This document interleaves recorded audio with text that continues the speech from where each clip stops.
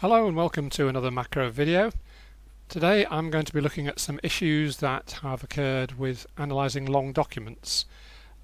So if people are using any of these analysis macros, then they take a long time, some of them, especially when you're dealing with large documents, and in fact the same things I'll be saying tonight would apply to any long-running macro. So the first rule is don't touch the keyboard or mouse. When I'm doing a training session, what I normally do is say, right, when you run any of these analysis macros, what you have to do is you have to raise your hands in the air and wave them around, just being silly to make the point that you really mustn't touch the keyboard or the mouse in order to avoid the word crashing. Because certainly if you click on the screen, you can cause Word to actually crash, go into a loop that you can't get out of, and obviously you certainly won't be able to do anything within Word itself while the macro is running. And I've actually found that if you move the pointer over a Word window, it can also affect the running of the macro. I found this when I was doing one of the videos, and I was, as I tend to do, I was talking and moving the mouse around, and I moved from one window to another window, and it caused the macro to go wrong, so I had to redo the demonstration. So moving the pointer is not a good idea. In fact, I do sometimes, while a macro is running, I do sometimes work in another non-Microsoft application, but it's generally not a good idea. What I've tried to do with the longer running macros is to allow you to see some progress, usually on the status bar, which can give you the indications of how it's getting on. But the problem there is that it's sometimes not easy to see. So if I pull in a document here and let's say run dockerlize, do I want to run dockerlize? Yes.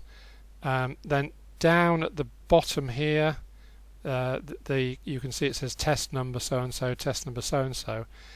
But the problem is that it's a bit transient and you can't really see clearly. In fact, now it's virtually stopped.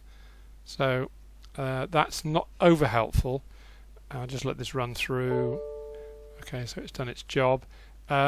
With hyphenlize, for example, certainly in the latest version of it, I've done something extra with that, which I could do with the other macro, with some of the other macros, if people would find it helpful.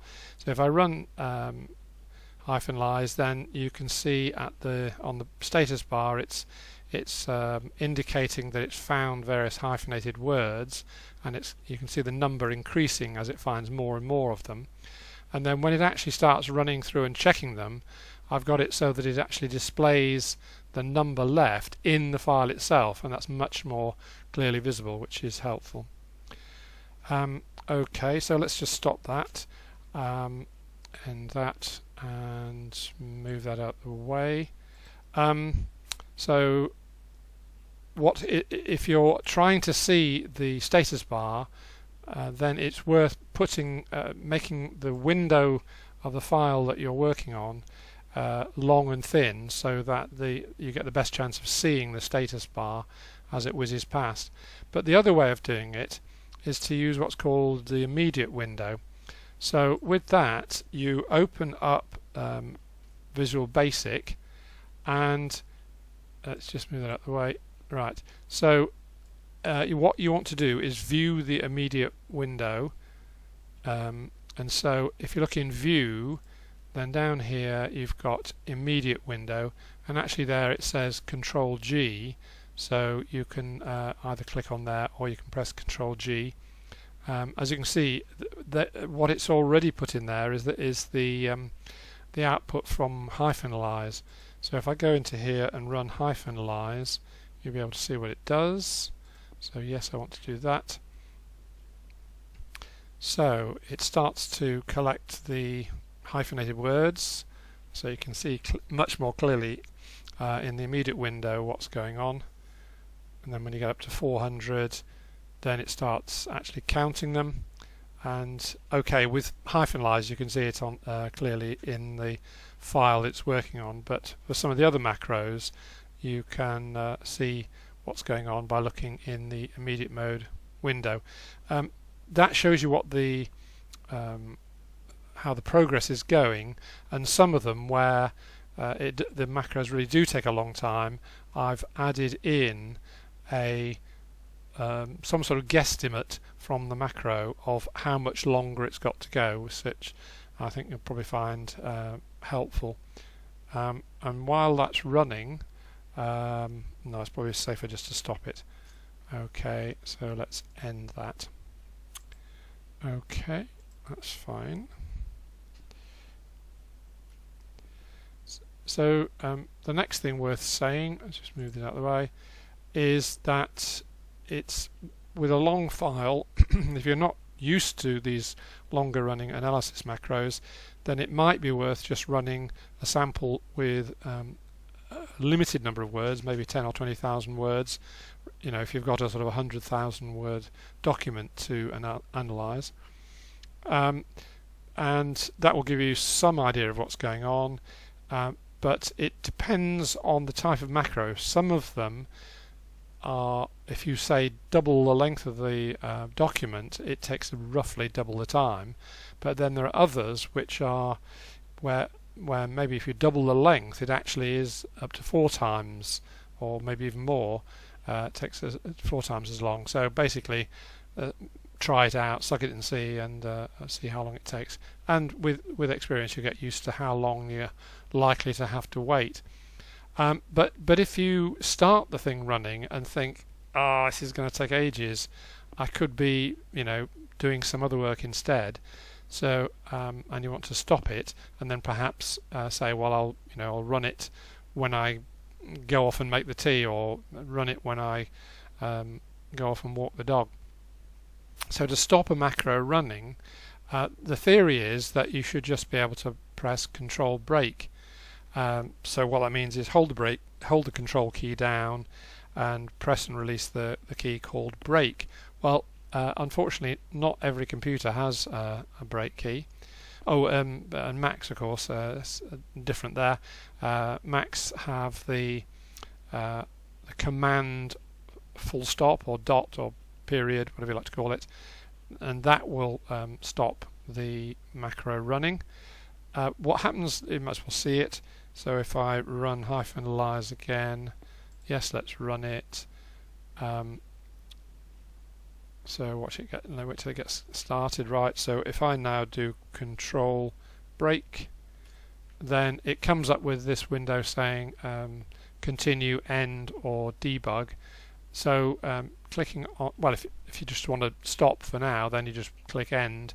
If you click on debug, it takes you into Visual Basic there, and you can press. I hope you've seen these 3 icons at the top here.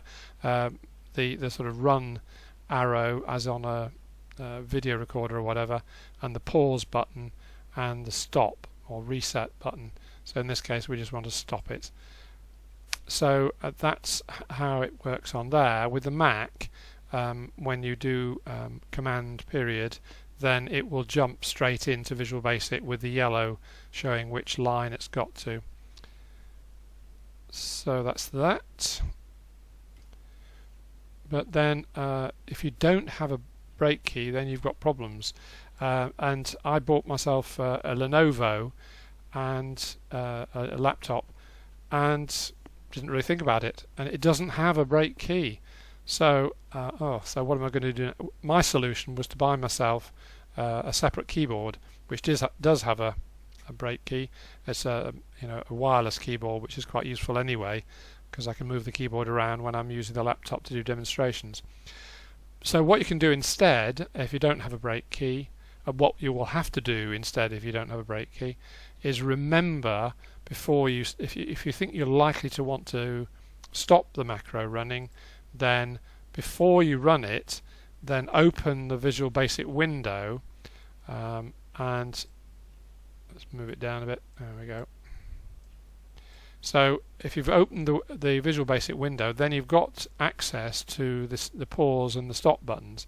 So then you can run the macros, -analyze, yes, and it's now obscured it, but I think I can move that and click on there. Yes, I can.